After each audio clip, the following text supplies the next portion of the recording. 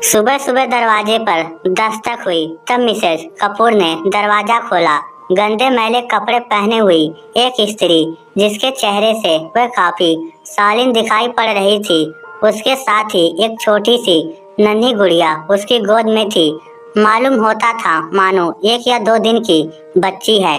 कांपती आवाज में उसने कहा, नमस्ते मैडम। उसे जवाब देते हुए मिसेस कपूर ने पूछा, कौन हो तुम और मुझसे क्या चाहती हो? कुछ पैसे चाहिए क्या? मैं तुम्हें देती हूँ, लेकिन जवान हो, शरीर से भी स्वस्थ लगती हो, फिर क्यों कहीं काम नहीं कर लेती? इस तरह से भीख मांगना बिल्कुल ठीक नहीं है। और ये बच्ची किसकी है? कहीं किसी की बच्ची चुरा कर तो नहीं ले आई? एक ही सांस में मिसेस कपूर ने कई सवाल कर डाले।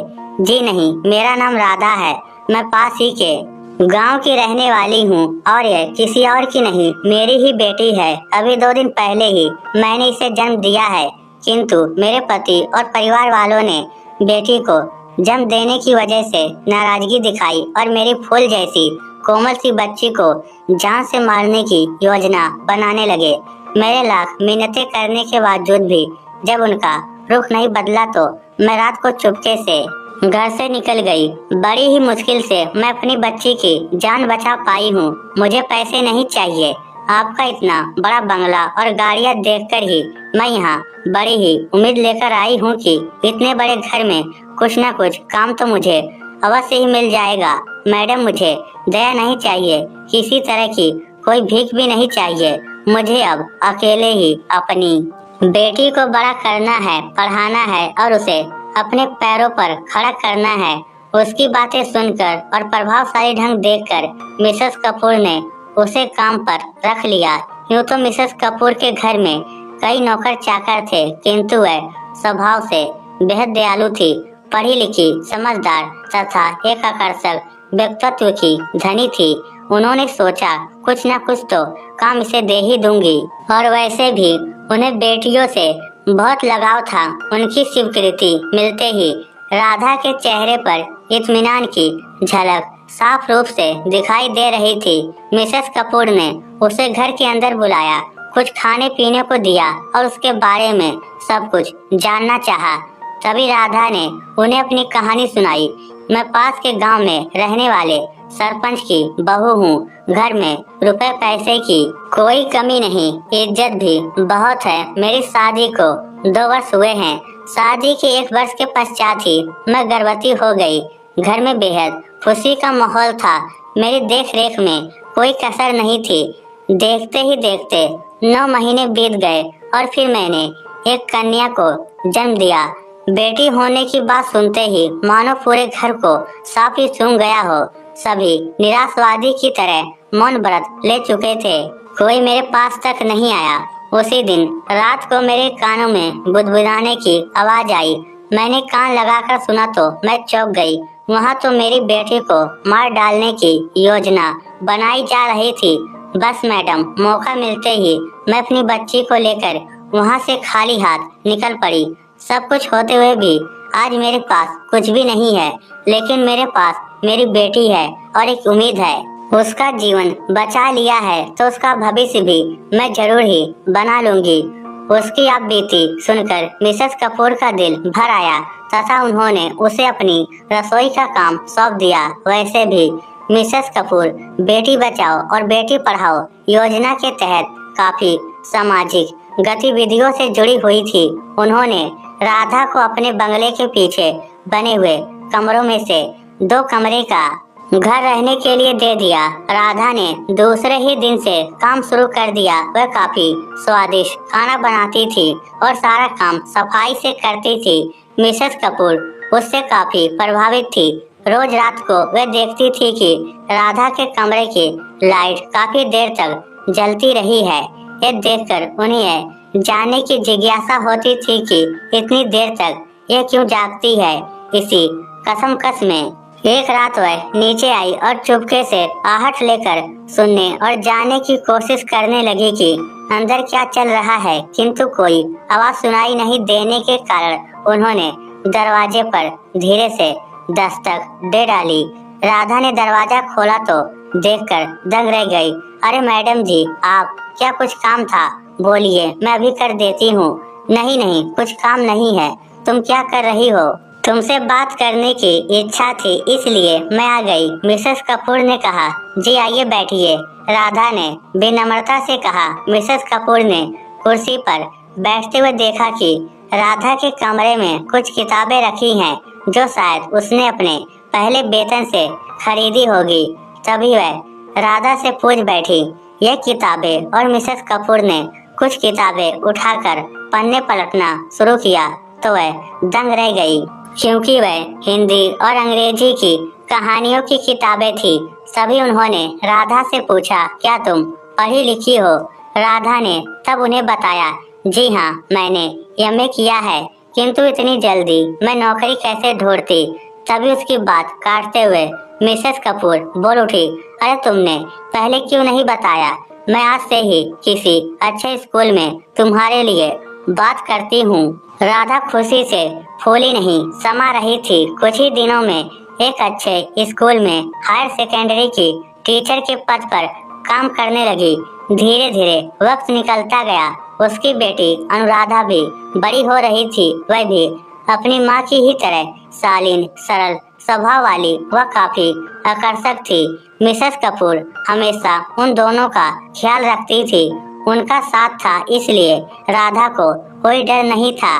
धीरे धीरे अनुराधा की पढ़ाई का खर्च बहुत अधिक बढ़ने लगा। राधा उसकी पढ़ाई को लेकर चिंतित रहने लगी थी।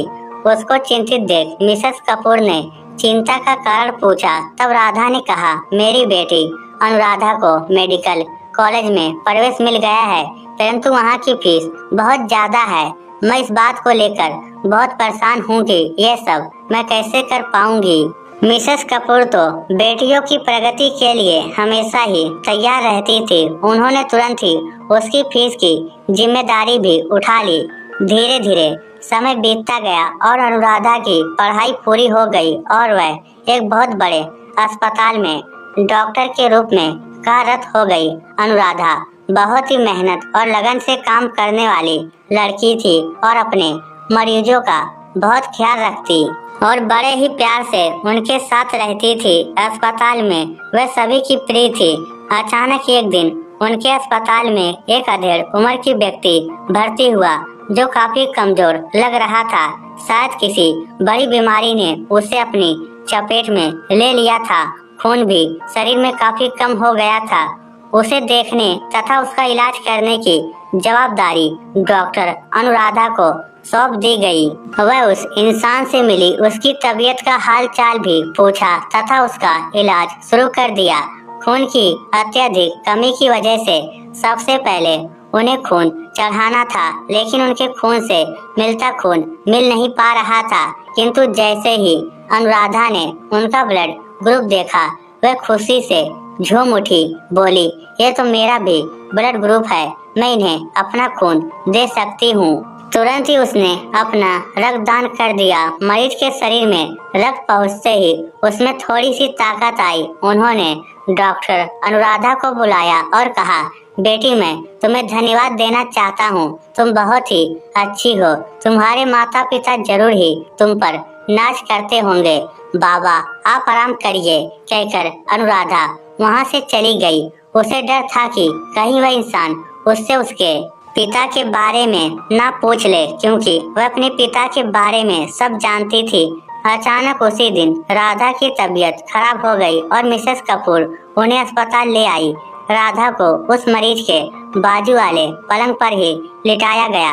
वह बेहोशी की हालत में ही थी। अनुराधा लगभग दौड़ते हुए माँ माँ की आवाज लगाते हुए आई। तभी बाबा ने भी करवट बदली और अनुराधा को चिंतित देख पलंग से उठ बैठे। पूछा, क्या हो गया अनुराधा बेटी? अनुराधा ने अपनी माँ की तरफ इशारा करते हुए कहा, देखो ना बाबा, मेरी माँ की तबीयत बहुत खराब हो गई है। उनके लिए आप भी भगवान से प्रार्थना करिए। बाबा ने जैसे ही उसकी माँ की तरफ देखा तो उनके पैरों तले जमीन खिसक गई। अरे, ये तो राधा है। तो क्या अनुराधा मेरी बेटी है? उनकी आंखों से आंसुओं की धारा बह रही थी। मन बेचैन था, घबराहट हो रही थी। वह भी राधा के होश में आने का इंतजार कर रहे थे। कहीं राधा ने दूसरी शादी तो नहीं कर ली। नहीं नहीं, वो ऐसा नहीं कर सकती। तभी राधा को होश आने लगा। उससे पहले कि राधा पूरी तरह होश में आए, वो उसका सामना करने के ख्याल तक से डर गए। तभी उन्होंने अनुराधा से कहा, बेटा तुम्हारे पिताजी को बुला लो। किंतु उन्हें बिल्कुल उम्मीद नहीं थी वैसा जवाब अनुराधा ने दिया।